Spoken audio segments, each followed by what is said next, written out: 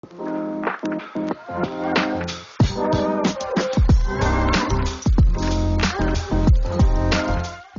and welcome to the latest episode of the Library News Podcast. This is your place for the latest library news. You can also get hints and tips for your course, and of course we provide a lot of chat. My name is Paul, I'm the Customer Service Librarian, and I'm joined by... Hi, I'm Eva, I'm the Programme Lead Librarian at the London campuses. Hi, I'm Annie and I'm the Library Learning Advisor at the Manchester campus. So today we've decided to go a bit different in actually we have a guest. We have a guest today. We do. That's exciting, isn't it? That is really exciting. I love guests. Very exciting. So we'll be talking to one of our library learning advisors, Miriam, and talking to her about her work outside the library with regards to anthropology, which is a fascinating subject. It's the study of man, isn't it, anthropology? Well, you know what? I think it is, yes. Or humanity. Human. But I think that's one of our first questions to her. What's anthropology? We're going to discover a lot today. But first, I have a question for you both. It's quite a traditional question. How's your month been? My month's been very good, actually. It's going well so far. I like March. I think March has a good flavour. It's got that springy vibe, hasn't it? It does indeed. Although I've woken up with hay fever this morning, which means that I am in for a couple of months of not feeling fab. That's exactly that springy vibe. This is itchiness everywhere, but I'm on the fexofenadine, so be fine. I just don't like the fact that I'm allergic to the air. But you know, it just means that warmer weather's on the way, so that is a plus. I think we're all probably quite relieved that we're now approaching the warmer weather. We're coming out of winter. Yeah.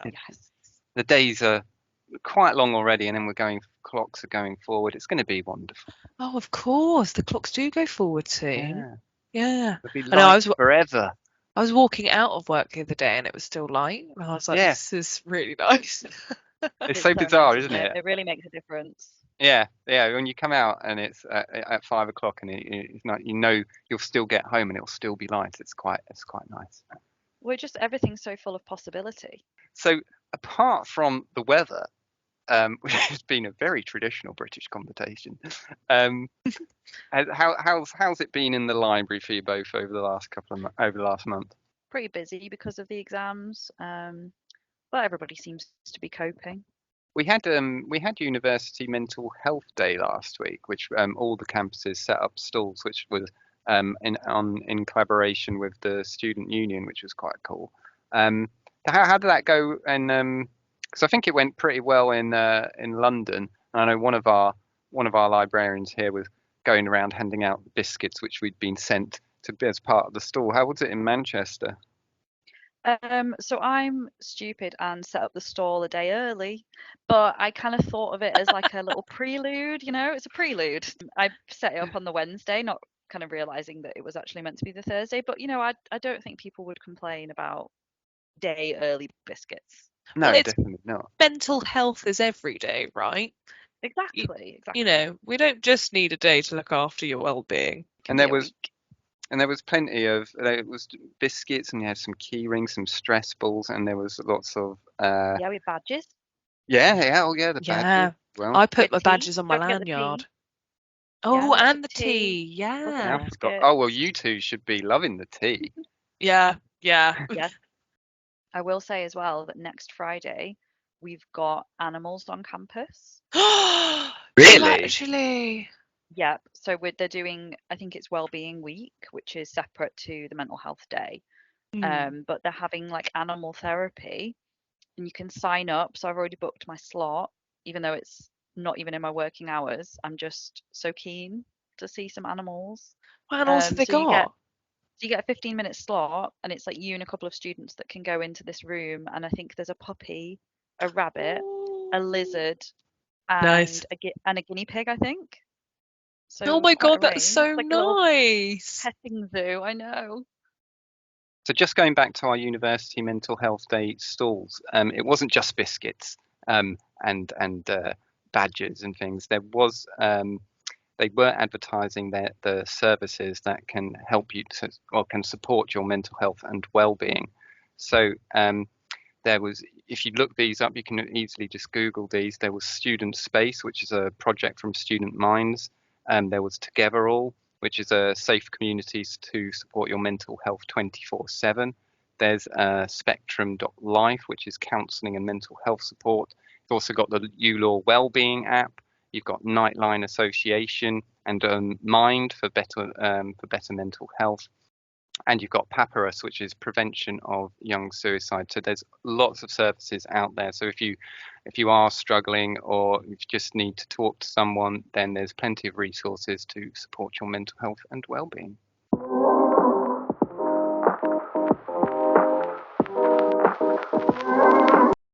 Okay, so moving on from there, obviously we all work in the library, and libraries are wonderful places for studying and for research. And talking about research, our very own library learning advisor at the London campuses, Miriam, is continually doing research in the world of anthropology. So hello, Miriam, and how are you? Thank you for coming onto the podcast. Hello, I'm very well. And you guys, how are you? Yeah, Yeah, I'm good. good, thank you. Good, thank you. So we were actually briefly discussing earlier what is anthropology. We're not sure we've really come up with the proper answer to that. So could you give us an overview of what anthropology is? Oh, well, I could start doing anthropology just by asking you what you think it is. But anyways, the study of human beings. And it's about basically what we all share and, you know, how we belong, how we relate to other people, how we relate or engage with the world around us. So it's very, I suppose, vague, but at the same time, it's and that's what is beautiful about anthropology, is because you can actually approach, there are methods that you can use in anthropology like ethnography, but you can also use all sorts of other theories and fields and methodologies just to understand human beings. I was So gonna say it's it's like a bit of everything, isn't it? exactly, but at the same time as well, there is something about how diverse people are and what's so on the one hand there is this kind of thing about how different they can be, so in across different cultures, and how different behavior, way of thinking, way of feeling can be, but at the same time as well what is common to human beings. It's quite funny because I was in this course just before on ADHD, and they were talking about neurodiversity and the different ways in which people think. And basically anthropology is about that. It's not necessarily in terms of neurodiversity, but more maybe in cultural ways. But even within one culture, you've got so many different ways of thinking depending on what sort of background you're coming from, what sort of parents you have, whether you were brought up in the countryside or in town, or all sorts of different, or your gender. I mean, so many things interfere in the way, or in not interfere, but have an effect on how you think and how you behave and how you perceive the world around you. Because it really can be anything, can't it? Because I mean, I remember we were discussing when you went to Morocco to do some research, and then you came back and you were talking about that, but then you were observing me and Eva how we were eating, and you thought, well, that's even interesting. So even something as sort of random as that, about how we had shared similar ways of eating Yeah, Jaffa how cake, we for instance. how we eat Twixes. Yeah. I think that would be such an amazing little, film to make on different ways of eating different foods. And, it would tell so much about, I suppose it can say a lot about your social background, what sort of taste you had when you were a child, what you were exposed to, what you chose later on when you were a teenager, and how did that form your taste, but also just creativity and fantasy, like how how you do, what you fancy doing. Sometimes you just do things that come to your mind, but then when it comes to eating food, we all have habits, and so Yeah. what do you expect? I mean, like Eva, you had a way of eating. I think, did you keep the best for the end, or did you start with the best? Yeah, it was how to eat a French fancy cake, and it was saving the cream at the top right for the end. So you'd eat round the cake, the chocolatey kind of icing bit, then you'd eat the sponge, and then you'd save that little pocket of cream for the end because it's the best bit. Awesome. That's what you do, Paul, as well, isn't it? I did exactly the same. How about you, Annie? What do you do? I haven't really eaten that kind of thing, but I was just thinking of when I used to eat M&S Percy Pigs, the sweets. I used Yeah. to pull all the ears off and put them in a line from worst to best, Oh my and then god! eat and then eat them up until the best one. So there'd be like a pile of pigs without ears and a pile of ears. So Miriam, how did you get into anthropology? Like, what made you want to study it initially? So, well, I would say there are two things. One of them is that I'm really interested in creativity, art, how people make things, and so I had the opportunity to go once to a course in anthropology on the anthropology of art. That was in France, because I don't know if you would be able here to go to a university without showing who that you're a student. Anyway, so I went to this course on the anthropology of art, and it just blew my mind. I just thought, wow, this is so interesting. And then the other thing is, I'm myself from a mixed background, because my mother is French, my father is Moroccan. I live in a third country. And I've always been interested in, different culture. For me, it's something fascinating. Just, how you negotiate different cultures, how different people in different countries see the world differently. And as I said earlier, and how, what is common as well across cultures. So it's quite interesting. We were discussing earlier with Akina, for example. She was saying, "Oh, did you ever take the name of your husband when you married?" And I said, "Oh no, I'm a feminist. I'm not taking his name." But then it's a bit silly because it's my dad's name, so it's still a patriarchal thing. But she was saying, in Japan, you don't have to take your husband's name. The husband can take the wife's name. But But that's actually that's actually an interesting point, because Yeah, it's it a is. lot more common now. Like, I know a friend of mine, last wedding I went to, he's taken. I mean, his they've both wife's name. gone to double barreled names, so they've both taken each other's surname. Yeah, I know Mm. someone that's done that as well. They've like put the two names together. I mean, that's actually goes to your point that all of these sort of little things are I guess part of anthropology, all these sort of little human traits and how they evolve. Yes, and another thing about anthropology is that you study people, but you also study what they say, but you also study their practices.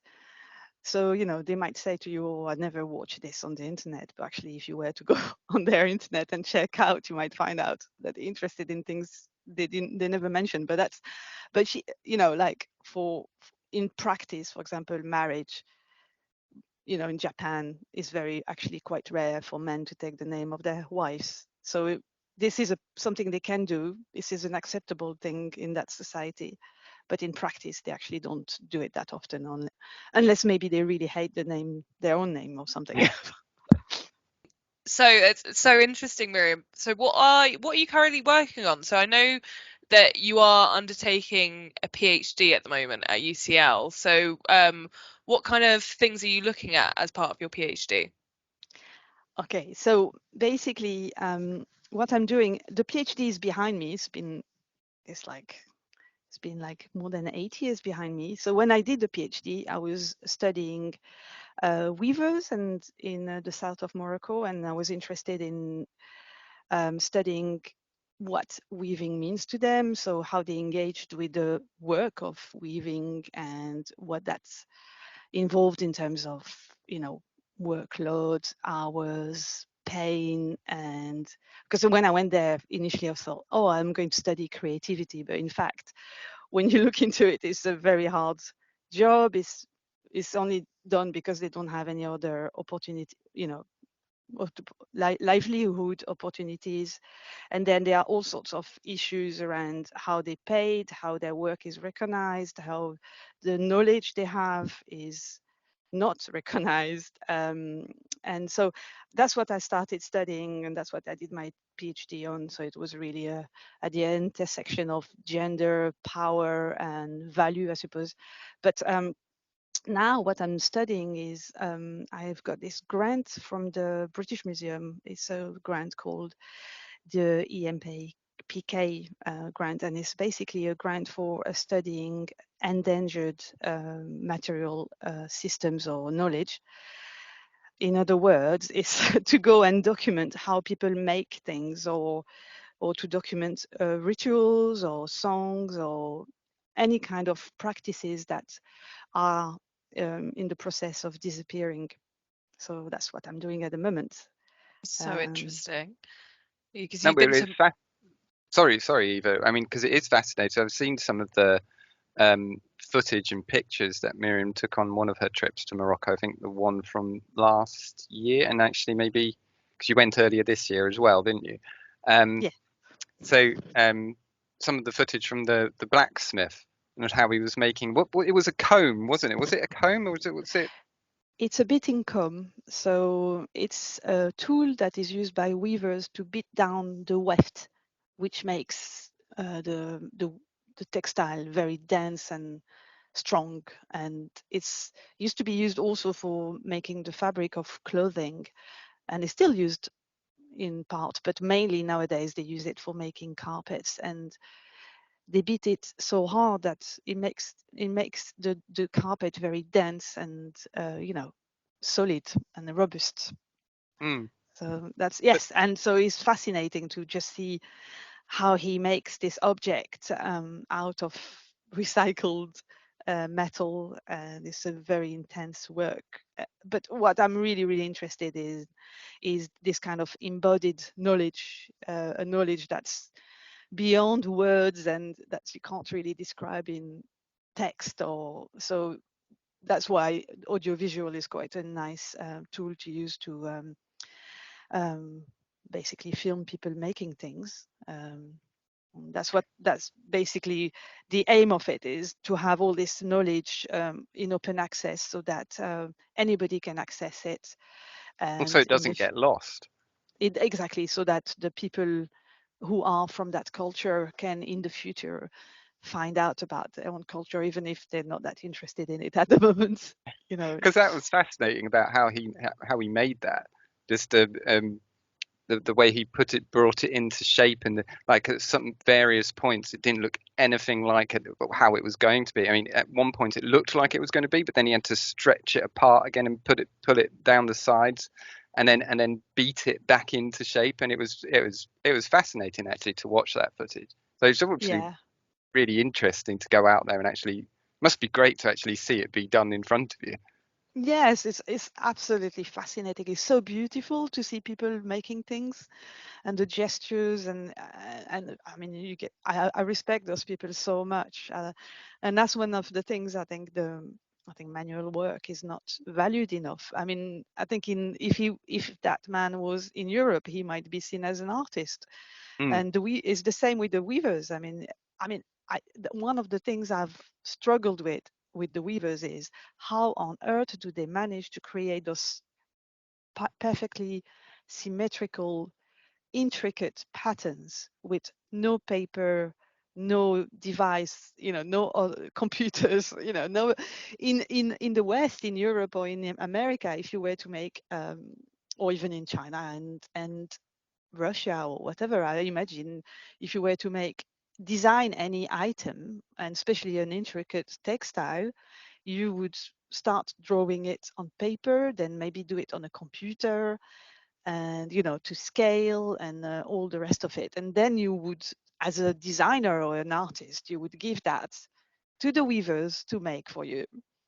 And nobody ever questions how complicated it is to actually go from paper to different media, from the paper media to the to the textile media, and it's fascinating. They're basically using their mind, their hands, their body, the body of their other co-workers, and the material culture that's, you know, the warp threads, the yarns, to actually think and produce all those patterns as they make them. Basically, it's just absolutely, in terms of cognition, is absolutely mind-blowing. And the other question is, how do you explain it? You know, it's just like absolutely incredible.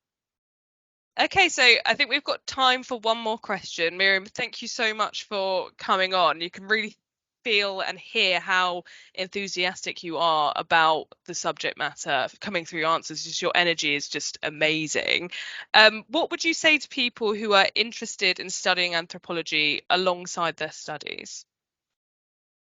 Oh, I would say, I think anybody would benefit from studying anthropology, and obviously you don't have to go to university for that necessarily. There are lots of amazing, you know, websites and places you can go to. One of them actually at UCL called Radical Anthropology, which I really like, is a lot of it is on video, so you can just watch it and learn a lot. But no, I think for me, I learned a lot from it, because, you know, I think sometimes in life and in society, we tend to polarize things and see just one way of one side of things. And, you know, sometimes we see things in black and white, and we don't kind of think about all the potentiality, the possibilities, the ways like life is.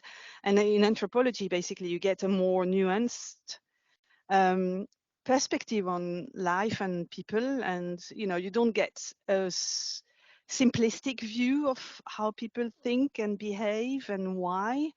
You get actually a complex perspective, and, you know, it helps you recognize the difference, but also what is common to people. So that's two things I really liked about anthropology, is that the kind of realizing that there isn't a black or white answer to anything. Normally there is a lot of nuanced gray shades in between.